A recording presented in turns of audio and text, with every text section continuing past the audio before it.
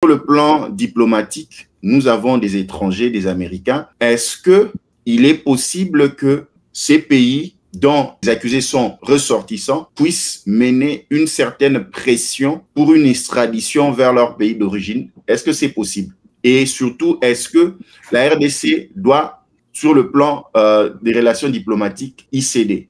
Mais là, par rapport aux sujets américains qui sont impliqués, pas seulement américains, parce qu'il y a aussi des sujets, je crois, britanniques et canadiens, et il faut relever une chose, c'est que les représentations diplomatiques de ces États en République démocratique du Congo ont une mission, comme aussi nous, Congolais, même aux États-Unis, nous avons une mission diplomatique de la RDC. La mission essentielle, c'est de protéger aussi, l'une des missions essentielles, c'est de veiller à la protection des sujets de l'État en question qui sont dans l'État où vous êtes accrédité. Donc, il est tout à fait normal que l'ambassadeur, madame l'ambassadrice des États-Unis d'Amérique, comme les autres ambassadeurs, s'implique pour s'assurer des conditions dans lesquelles leurs sujets ont été arrêtés, dans quelles conditions ils sont interrogés. Ça va de leurs droits.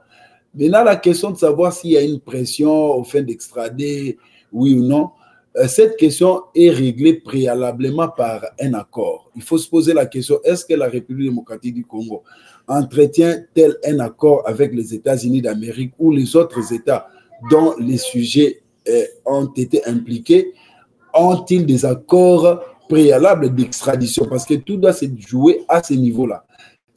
S'il y a les accords d'extradition, ces accords ne s'opèrent pas de soi. Il faut qu'il y ait une demande expresse de ces États et que les pays, la République démocratique du Congo, puissent examiner et voir s'il faut extrader, oui ou non. C'est-à-dire, s'il y a un accord d'extradition, on peut espérer. Et l'accord d'extradition sont des accords de réciprocité en même temps. C'est-à-dire, si nous pouvons extrader les sujets américains, les Américains peuvent aussi extrader les nôtres. Bon, si nous n'avons pas un accord, alors on ne parlera pas d'extradition.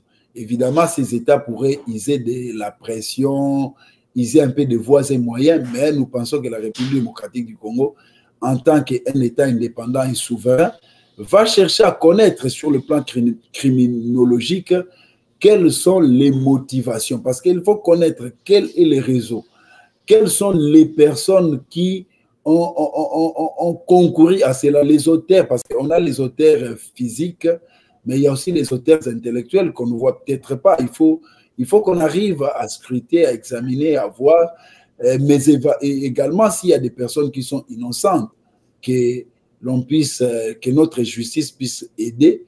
Et nous ne voulons pas une justice hâtive, nous voulons une justice équilibrée qui respecte le droit de la défense, parce que toutes ces personnes qui sont arrêtées sont jusqu'à présent présumées innocents. Il n'y a qu'un jugement. Un jugement coulé en force des choses jugées, c'est-à-dire un jugement qui n'est plus susceptible de voie de recours, qui peut cristalliser leurs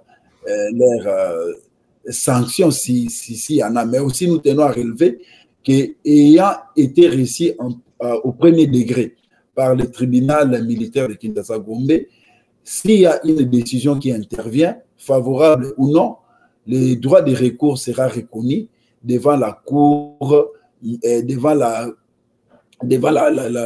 cour militaire, et puis la cour militaire peut également confirmer ou infirmer certaines décisions qui seront prises, et s'il y a des personnes qui ne sont toujours pas d'accord, elles peuvent se pourvoir jusqu'au niveau de la haute cour en cassation.